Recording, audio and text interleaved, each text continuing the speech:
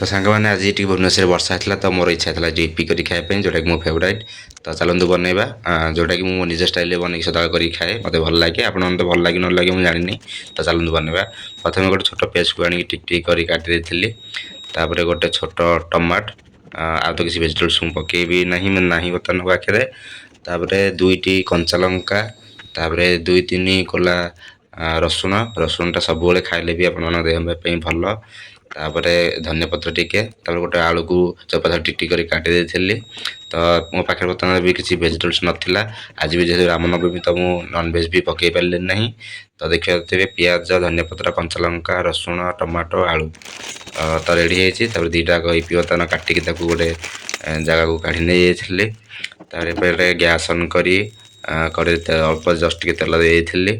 ତ ସେଥିରେ ଜିରା ପକାଇ ଦେଇଥିଲି। ତାପରେ କଞ୍ଚା ଲଙ୍କା ଜଷ୍ଟ ଟିକେ ଫ୍ରାଏ ହେଲା ପରେ ରସୁଣ, ତାପରେ କଞ୍ଚା ପିଆଜ ତାପରେ ଚସ୍ କରି କାଟିଥିଲି।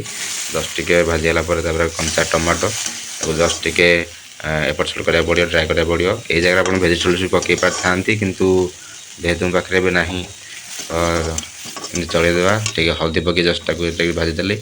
ତାପରେ କଞ୍ଚା ଆଳୁକୁ ଦେଇକି ତାକୁ ଜଷ୍ଟ ଟିକେ ଘୋଡ଼ାଇ ଦେଇଥିଲି। ତାପରେ ତା'ର କଞ୍ଚା ଅଂଶ ଟିକେ ମରିଗଲା ପରେ ଟିକେ ଜଷ୍ଟ ଟିକେ ପାଣି ଦେଇଥିଲି ତାକୁ ଜଷ୍ଟ ସିଝିବା ପାଇଁ।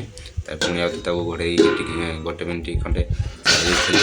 ତାପରେ ଦେଖିପାରୁଥିବେ ବର୍ତ୍ତମାନ ଆଳୁ ବର୍ତ୍ତମାନ ପୁରା ସିଝିକି ସବୁ ମସଲା ରେଡ଼ି ହେଇଛି। ତାପରେ ଟିକେ ଗରମ ପାଣି ଦେଇଥିଲି, ମାନେ 2ଟା ମ୍ୟାଗି ଇପି ହିସାବରେ ଯେତିକି ପାଣି ଦରକାର ସେତିକି ଦେଇଥିଲି।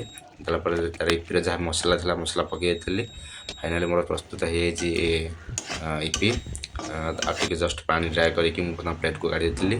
ତ ମୋତେ ତ ବହୁତ ଭଲ ଲାଗିଲା। ଆପଣମାନେ କେମିତି ୱେରେ କରୁଛନ୍ତି ମୋତେ କମେଣ୍ଟ ମାଧ୍ୟମରେ ଜଣାଇବେ ପ୍ଲିଜ୍।